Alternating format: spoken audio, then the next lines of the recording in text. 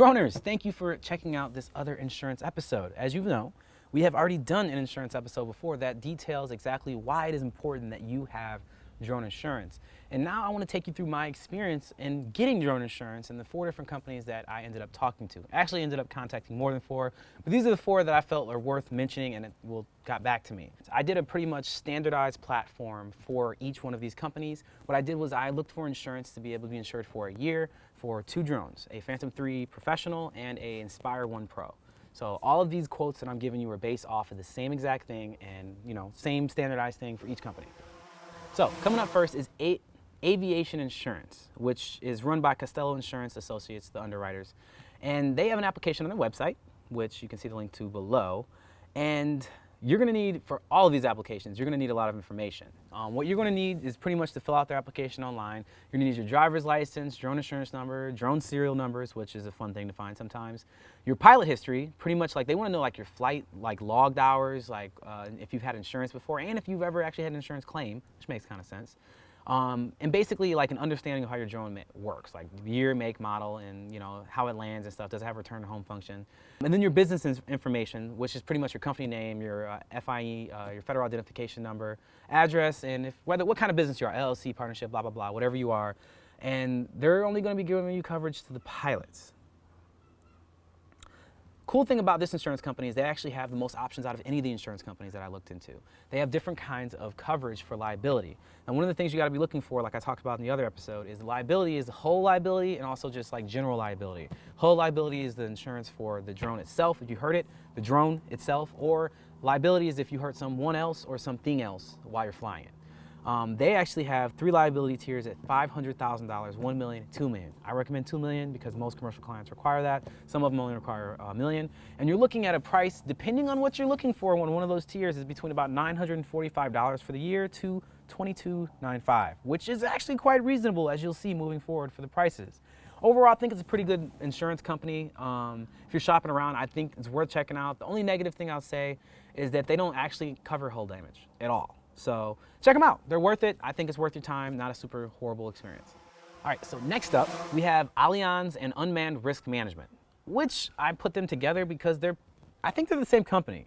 On their application, which is another online application, they each, like when you apply to each one of these companies to get drone insurance, they literally send you to the exact same form that has a different banner on top of the page. Like, it's the same form. And like, I filled it out for both of them, which took way more time than I should have. And you ended up getting one quote from them that had both insurance company names on it anyway. So I was just like, all right, well, obviously you guys are the same thing. Maybe a merger happened in the past. I don't even know.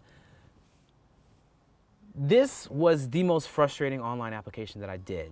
And the reason it was really frustrating is because it's long. And one thing I'd recommend if you're going to go about this journey to do all this is make sure you have all your information, everything possible, things you wouldn't even thought of.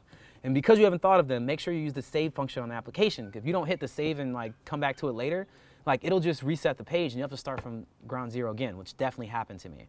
So make sure you save while you're doing this. When you're filling out this application, all the information you needed from the previous one that I told you, you're gonna need that. Plus you're gonna need the actual specs of the drones, like how fast it is, how heavy it is, like the wingspan of the drones.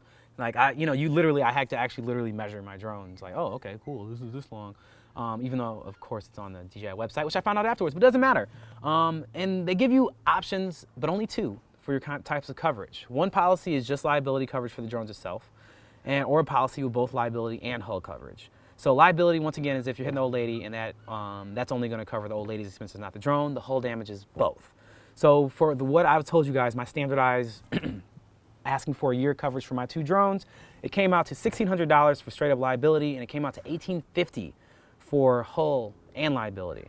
And that's only for $1 million of coverage in how much it can be. Remember before they gave the options of $500,000, $1 million, $2. This is only for $1 million. That's the only one thing they do is $1 million in coverage. So I don't know if I would actually work with them. And another thing that I found out was really con to this company is that they were asking a lot of questions about the 333 exemption, which is the archaic form of having drone license. They didn't really know much about Part 107, even though after I hit them up and said that I'm Part 107, they were, oh, that's fine, cool, you can still use this quote. It just made me feel like I didn't have that much confidence in what they were doing because they didn't even update for Part 107, which came out in August 2016. It's February 2017. Come on, y'all. Coming up next, we have Aerial Pack, which is run through Hill and Usher Insurance and Surrey. Hopefully I said that correctly. And this one is aimed at, well, they only actually insure people who do drone cinematography, drone videos. That's it. That's the only thing they really care about. It actually says in the application, like, what are you going to use your drone for? And it only has one option, like, no, you're doing this. My favorite thing about this is that they had a super simple application. And it lets you select how many pilots and how many drones you want insured and applications that fit those needs. And it only had like 1 or 2 spots to fill out that you can add to. Just, you'll see, very simple, very easy to use. And they also seem to be super up to date on their Part 107 stuff, which of course is a good sign. The information you'll need, again, this is only for businesses, so the business information is required. I mean, they even want to know like kind of like what your projected sales are and stuff like that. They do have fewer questions than the other drone applications, but they seem more pointed and they're like a lot more like thorough. So you just really got it. Like, they're like, you know, when you're taking a test back in school and it's like, this is the time for the critical thinking questions. Like, this is it right here, the critical thinking questions. Their quote came in hot in a mug though. Like, for the same coverage I was talking about before, we're looking at $4,032.50. But it does cover both drones with $2 million in liability. Hull damage to the drones, covers the camera, which, okay, should have covered that anyway because it's a drone. And we'll also, you know, you can name other people as additional insured. One of the things that's going to happen a lot when you're doing drone insurance is that when you're flying for different municipalities, they're going to like, you have to name these 11 people as additionally insured for every flight. So apparently that cost is included in it. Wow, this is pretty much the highest quote that I got. I kind of want to reiterate that everyone will be quoted differently based upon their experiences. Like, they're going to ask you like, what kind of drone experience do you have? You know, projected, blah, blah, blah. So, you know, pretty much you're going to be paying higher price for higher quality. They seem to know their stuff, and once again, worth checking out. Check them out. And last but certainly not least, we're going to go with Aviation Insurance Resources. And this one is a brokerage firm, is a group of brokers made up of former pilots and people with experience in the aviation industry. They know what they're talking about. And I think that really makes them good to work with as a, you know, commercial pilot. That's what you are. They do have an application online, but I did something a little different this time around. I actually just picked up the phone and called them because they had a number to call them. And they were actually super cool. Like, you just talk to them, they like, it felt really informal. You know, they ask you a bunch of questions and then you just answer them, because at this point I already had a bunch of answers because I had found them for the other applications. And he pretty much, the guy on the phone just gave me like a quote. Like, he's like, yo, this is a rough estimate, blah, blah, blah, without actually getting everything on paperwork. Like, he'll give you a quote right on the spot. You know, he's like, yeah, it'll be about, for what you're asking, about $2,850, and that covers the, for the coverage I was looking for, which is liability and hull, for $2 million. And I was like, wow, that's really reasonable. And kind of, that's what I went with.